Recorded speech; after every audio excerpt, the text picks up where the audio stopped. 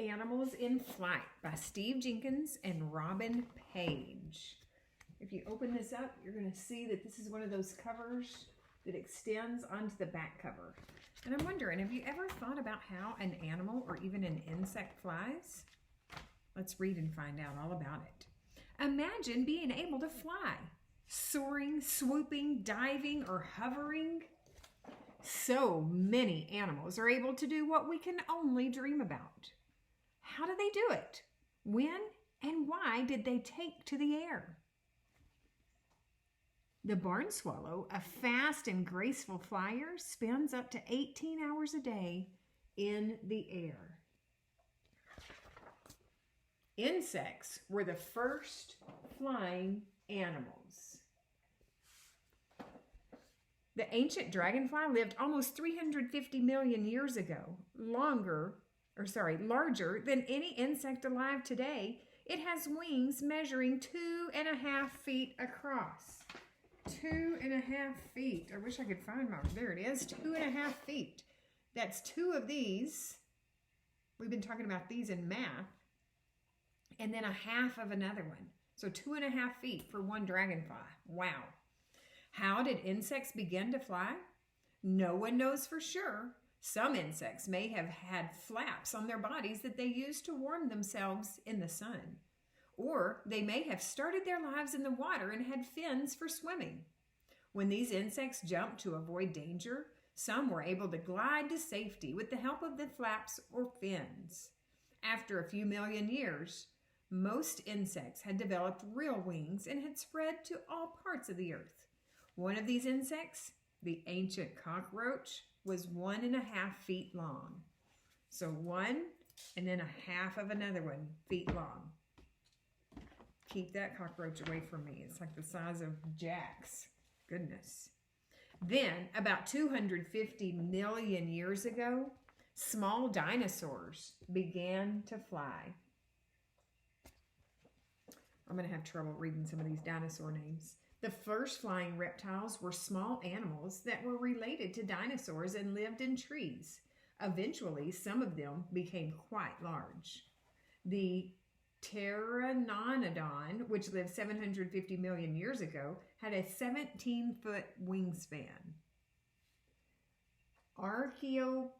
Archaeopteryx, which lived 150 million years ago, was the first true bird. It had feathered wings and scaly skin, like a reptile. This is an eagle compared to this dinosaur. The largest of the flying reptiles was the Quetzalcoatlus. Its wings were 40 feet across.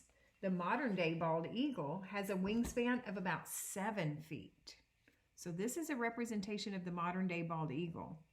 And this is how much bigger the Quetzalcoatlus was.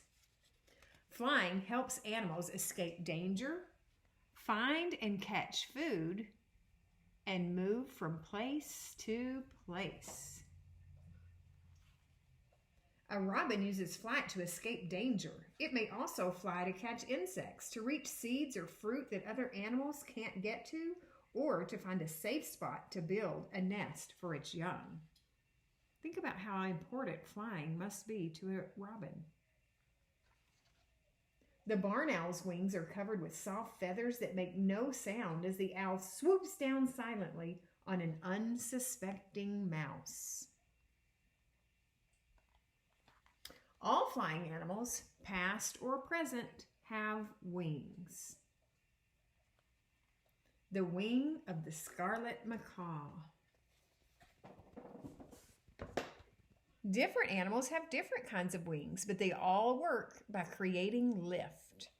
Reptile wing, insect wing, bird wing, bat wing.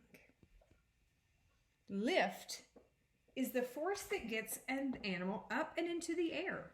All wings, animal or man-made, create lift in the same way. The shape of the wing causes the air moving above it to travel faster than the air passing below it. As air moves faster, its pressure is reduced. The result is higher air pressure beneath the wing that pushes upward, lifting the wing and the flyer into the air.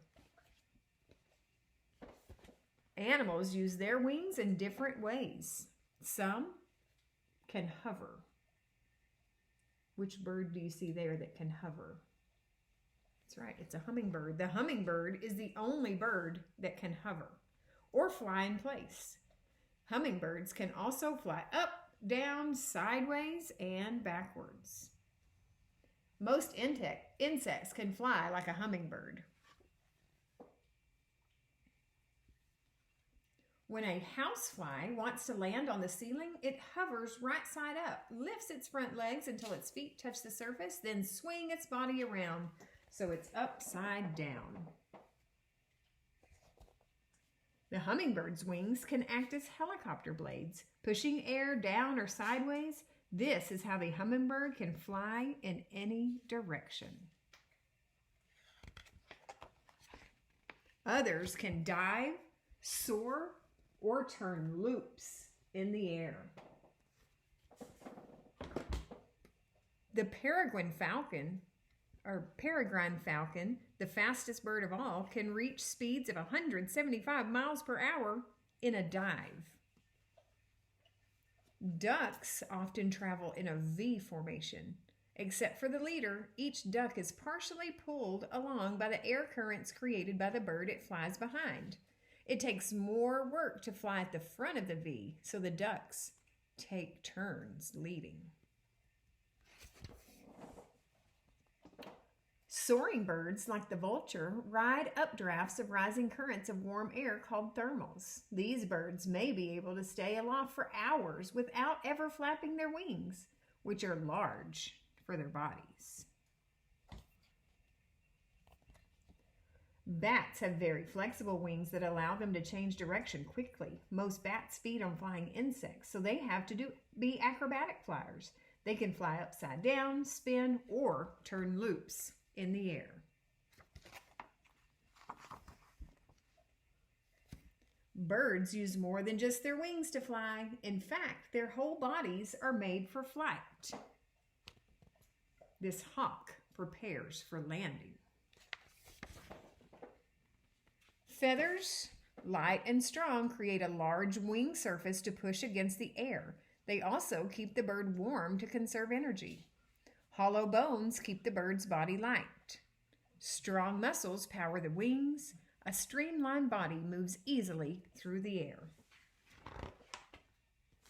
Insects are the most common flyers. It's believed that there are more than 1 million different kinds of flying insects. This honeybee, like most insects, has 2 pairs of wings. When a wasp begins to fly, and we're looking at a wasp right here, its wings move down and forward like a bird's to create lift. As the wasp raises from the neck for the next stroke, however, they twist upside down. This provides lift on both the upstroke and the downstroke. When a butterfly is resting, it holds its wings upright and together. When it's ready to take off, it rapidly pulls its wings down and apart. This creates suction that pulls the butterfly straight up into the air. Now let's look at that ladybug. The ladybug, like all beetles, has a pair of front wings that are hardened into a protective covering. When the ladybug flies, it swings these hardened wings outward and forward and beats its back wings. The front wings don't flap, but they do provide lift once the ladybug is moving. Bats are the only mammals that can fly. The vampire bat feeds at night on the blood of other animals. The bat's wings are supported by 4 very long fingers. These flexible fingers and thin skin stretched over them allow the bat to twist its wings into almost any shape, making it possible for the bat to change direction quickly and gracefully. Flying squirrels, flying fish, flying frogs can't really fly. They're actually gliders. The flying frog uses the skin stretched between its toes to glide from tree to tree. Like other gliders, it doesn't have wings and is unable to create enough lift to overcome gravity, so it's not a true flyer. Most gliders can travel from 50 to 100 feet in the air. The flying fish holds the animal gliding record for 1/4 of a mile, more than 1,300 feet. Here's some flyers, but they're really just gliders. Flying squirrel, flying lizard, flying gecko, flying fish, flying snake. The largest and smallest flyers. Here's the largest, and that tiny little speck in the middle represents the smallest. The albatross uses its large wings to soar over the ocean for days at a time. The fairy fly, only 1/125th of an inch long, is the smallest of the flying insects. The bumblebee bat, the world's tiniest bat, has a wingspan of 6 inches and weighs less than a penny. The bee hummingbird is the smallest bird. Its body is less than 3 inches long and its wings measure 6 inches across. The largest flying insect is Queen Alexander's bird-wing butterfly. It measures 12.5 inches from wingtip to wingtip. The Indian flying fox, with wings 6 feet across, is the largest bat in the world.